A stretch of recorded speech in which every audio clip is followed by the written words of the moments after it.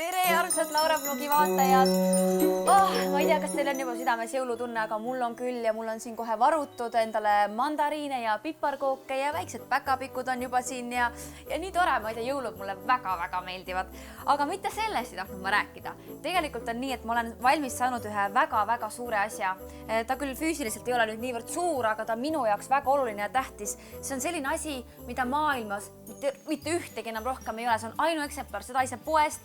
Seda ei saa mitte kuskilt mujalt kui ainult minu käest ja see on Laura blogi album. See on selline fännialbum, mis on siis minu enda väikeste sõrmekestega kaunistatud ja siin on kleibitud ja tehtud ja kirjutatud. Siin on sees pildid minust erinevatest ajastutest, näiteks Laura blogi algusaegadest ja siis eelmisest aastast ja sellest aastast. Ja iga pildi juures on kirjas, millest see pilt räägib või siis mõni ilus, lihtsalt mingi ilus soov või siis mõni joonistus.